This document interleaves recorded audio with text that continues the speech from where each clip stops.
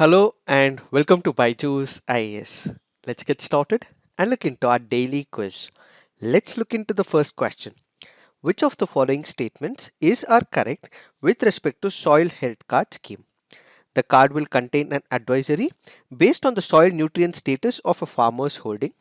It will provide insurance coverage and financial support to the non-loany small and marginal farmers in case of soil erosion. It aims to expand cultivable area under assured irrigation to maintain soil fertility. Which of the statements are correct? The answer to this is one only. Why have we taken this practice question? Because this article on the PIB makes a mention of the soil health card scheme. What is the soil health card scheme? This will try and identify the quality of the soil. Why? Over a number of years, the soil would be used for growing of crops. Because of constant use of the fertilizer, soil fertility may also depreciate over a period of time. In order to improvise, a health card would be given to the farmers, so the farmers would know what are the nutrient lacunae in that particular soil. So the deficiency with respect to major macronutrients, the micronutrients, the secondary nutrients and other physical parameters will be tested under the laboratory conditions, and a health card giving all these deficiencies will be given to the farmer. So this card will contain an advisory about the soil nutrient status to the farmers, and the farmers in the near future would be able to regulate with respect to the soil and the growing of crops as well. So remember, with respect to the soil health card scheme, they would know what is the deficiency that is present in the soil, and over a period of time they would be able to improvise the soil conditions. Now if you look into the first option, yes, the card will contain an advisory based on the soil nutrient status of a farmer's holding. This is a right statement, but it does not provide any insurance whatsoever, or it is not to do with irrigation which might improve the soil fertility. So it is only speaking about knowing the quality of the soil, assessing the current status of the soil health, and ultimately helping the farmer overcome this particular issue by giving relevant deficiency factors of the nutrient soil. Now let's look into the next practice question. With reference to Atmanirbhar Hastashilpakar scheme, which of the following statements are correct? It is an initiative of Ministry of Culture to promote development of new talents in the field of music and dance, folk and tribal art forms. Under the scheme, artisans are provided with credit facility which is collateral free and carries a subsidized interest rate of 6% per annum, which is repayable in 24 months. Which of the statements are correct? The answer to this is 2 only. Why have we taken this practice question? Because this article on the PIB makes a mention of Atmanirbhar Hastashilpakar scheme. This is not an initiative of the Ministry of Culture, but instead it is an initiative of Northeastern Development Finance Corporation, which is one of the premier financial institutions in the Northeastern region. This particular financial institution previously has come up with number of schemes and programs for the Northeastern region. Similarly, it has now come up with another scheme where it wants to provide the petty artisans with the loan offering program. So this loan offering program, which is given by NEDFI, will be one of the initiatives for the Northeastern region where these petty artisans will be getting loans for setting up, expansion, modernization as the working capital requirement. This was launched recently, and during the launching ceremony, as many as 17 artisans were provided with credit assistance of 1 lakh per artisan. So remember, this happens to be a collateral free loan, and it carries a subsidized interest of 6% per annum, and it is repayable in 24 months as well. These are the criteria for this particular scheme: that they have to be registered, unregistered artisan or an individual. They need to have valid qualification practicing any of the art forms. They should not have any existing loan from any other bank or the financial institution. They should have a bank account, so the credit would be deposited into their account, and ultimately they would be able to make use of this credit scheme and program to improvise on their artisan work. Now, if you look into the first option, it is an initiative of the Ministry of Culture. No, this is a wrong statement. And yes, the second option is right. Under the scheme, artisans are provided with credit facility. Now, let's look into the next practice question. Which amongst the following ministries is are associated with the Beti Bachao Beti Padhao scheme? Ministry of Women and Child Development, Ministry of Law and Justice, Ministry of Health and Family Welfare, Ministry of Education, Ministry of Social Justice and Empowerment. The answer to this is 1, 3 and 4. Why have we taken this practice question? Because this article on the Hindu makes a mention of Beti Bachao Beti Padhao scheme. What is this scheme all about? This is one of the initiatives taken by the Government of India back in the year 2014. What will it do? It will address the declining tendencies in the child sex ratio and helps women empower over a period of time.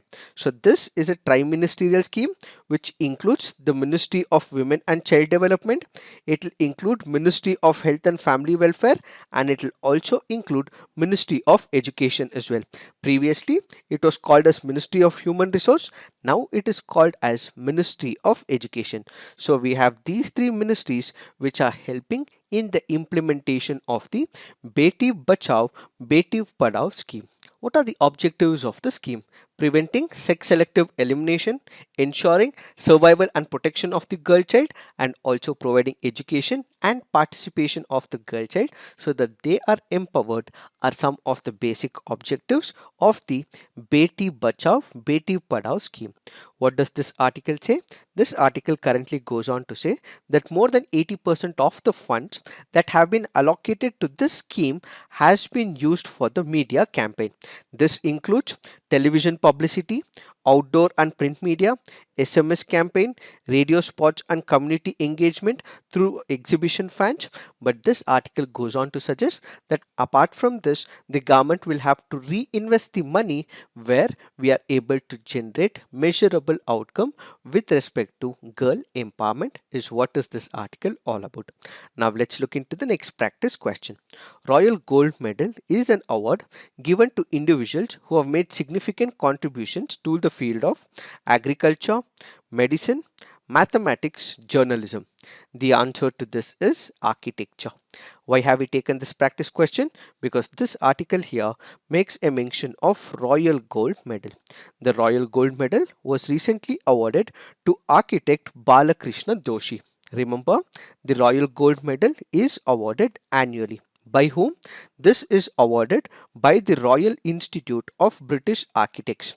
This is announced on the behalf of the British monarch in recognition of the contribution made by individual or a group in reference to international architecture. Because we have architect Balakrishna Doshi who was able to add contributions to the architecture, he has been awarded the Royal Gold Medal for the year 2022.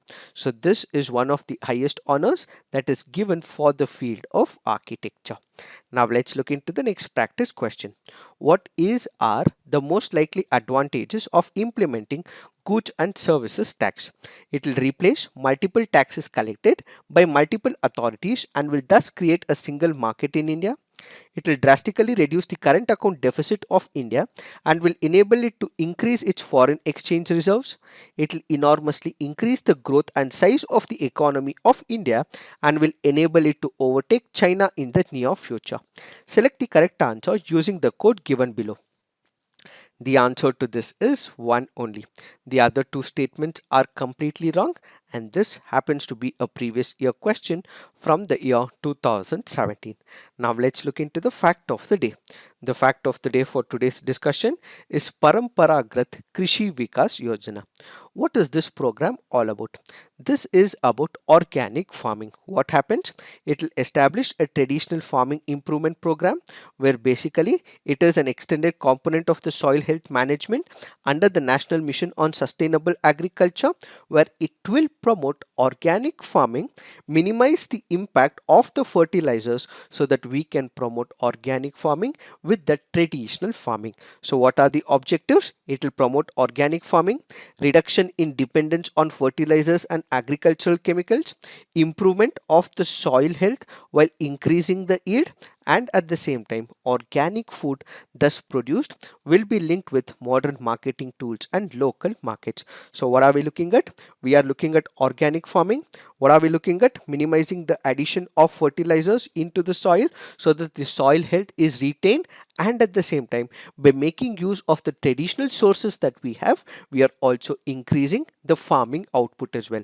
And once we have the farming yield, the same is utilized by the government where they would be using it for the marketing. So the government scheme basically provides end-to-end support to the organic farmers from the production to the certification and marketing. So the produce that is got from this organic farming will be used by the government, and post-harvest management will also be provided by the government as well. This includes processing, packing, marketing is all made as part of this process, which encourages organic farmers. So basically, when it comes to the funding pattern under the scheme is in the ratio of 60 is to 40 by the central and the state governments respectively for all the states. But when it comes to the northeastern and the Himalayan states, central assistance in the ratio 90 is to 10. For rest of the states, it is 60 is to 40, but for the northeastern and the Himalayan states, it is about 90 is to 10. So what are the objectives? This will promote organic farming among the rural youth, farmers and consumers, disseminate the latest technologies when it comes to the organic farming, utilize the service of the experts so that we have more research and development when it comes to the organic farming. And finally, what we will have is agricultural produce which is free from the chemicals and pesticides.